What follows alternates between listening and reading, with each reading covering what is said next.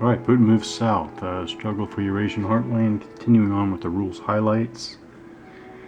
So again, zones of control. First, well not first, but Putin moves south rules actually say that hyperwar units have zones of control.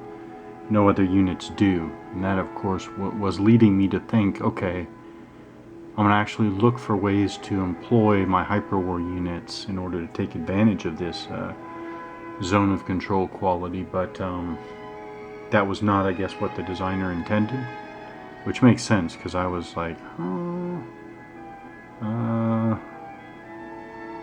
I mean, I just found it odd that hyperwar units did have a complete zone of control and no other units did. I found that odd. But no, it's actually meant to be all mobile units, which are all your ground units minus your garrisons, have zones of control. So really, I say that's really back close to the traditional zone of control that wargamers are all familiar with. I find it interesting given the scale, but again, numerous things I just don't question in the game. I think they're just simplification. So there's no Ezok to Ezok movement here.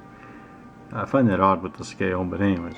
And also there's no, let's see, I don't think there's any, what do you call it, any consideration for the terrain. So I found it interesting that a unit moving from a mountain hex or rough hex to another rough hex, Ezok to Ezok, in this scale, I'm not sure what it means that that's not allowed. But anyways, simplification. All right, let's go on to air operations. You have three basic kinds: air superiority, which is pretty cool. Air unit to air unit combat. I mean, you might as well use your air units to reduce the opponent's air units from or in their staging area. Then you have bombardment, where using air units to only air units by themselves to attack ground units. And then you have close air support, where, well, it's obvious. That's pretty traditional and straightforward.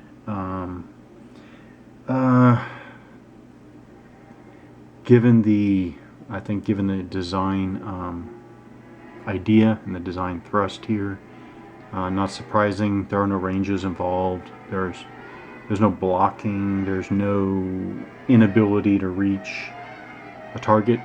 So yeah, there's those considerations just aren't there. Now, interestingly, with all this, there's still air unit stacking.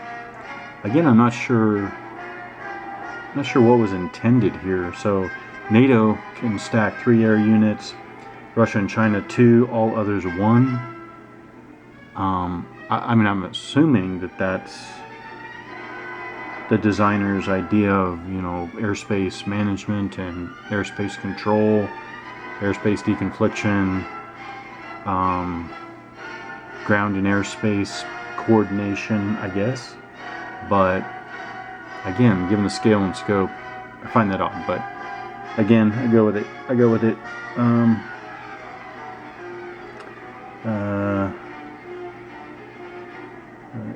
They're obviously, given the design style here, there are no air bases. Let's see. There is a separate air combat results table. So you have a normal, not a normal. No, actually, it is normal. You have your normal CRT, and then you have an air CRT, or air combat results table.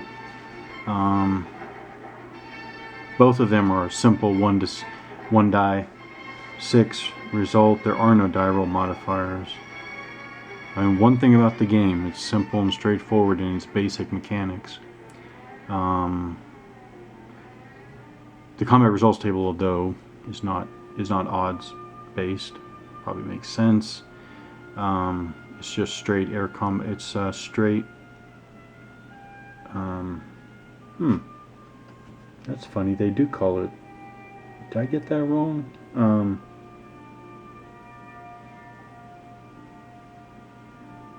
That's funny. Did I get that wrong? Air bases, air superiority. Alright, let's go. Let's start. Let's talk about air superiority action. Yeah, because that would be resolved on the air combat results table. Declare the action, expend the AP. Air units can be from any friendly contingent. Place air units participating in the action into the enemy staging area. Alright, so this is not even, it doesn't even have anything to do with the hex map here. This is basically staging area to staging area. So it's abstraction of the air combat taking place high over the ground area here. Total number of attacking combat factors. Yeah, use this total to determine the column. I think I noticed this before. It's strange that the air combat results table uses the word odds on the table, but it's not. It's just a raw strength column. But anyways, so yeah, roll one die, cross index, straightforward.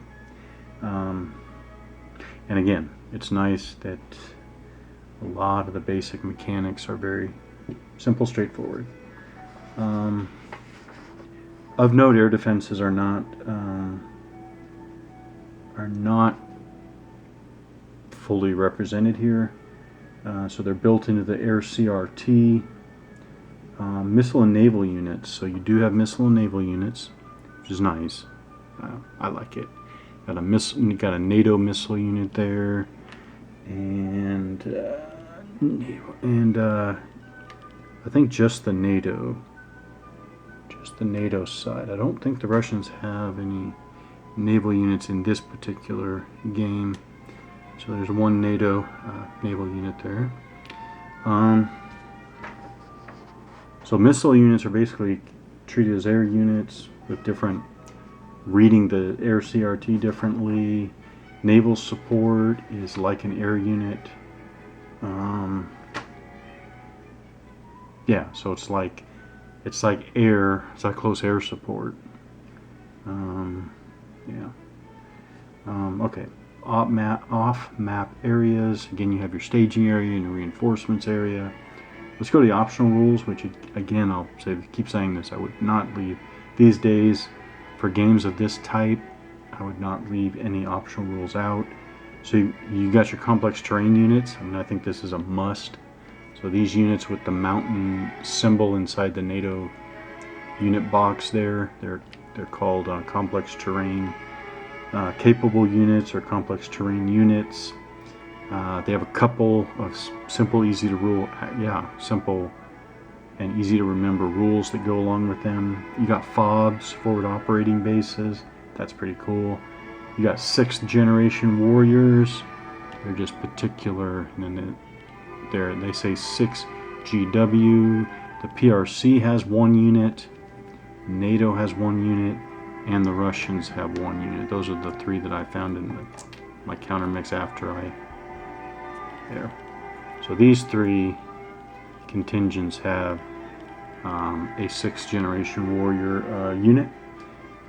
They're off to the side of the map. They're not in play yet. Oh yeah, these are created when you get an HW1 result on the CRT.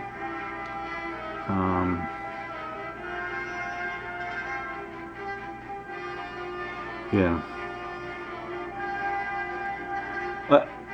I haven't gotten to that. Don't want to comment on that yet. I haven't gotten to executing that yet. Then you have airborne and amphibious assault actions. I probably should be making more use of these two. You also have an air transport action. I'm not sure how overall important that will be. Well, maybe it'll be more relevant in face-to-face play. You have a reserve air action. You have AP enhancement option. You have the insurgency action. That's pretty cool. I've used that multiple times. Line of supply rule. I like that. And that's about it. Then you have scenario rules.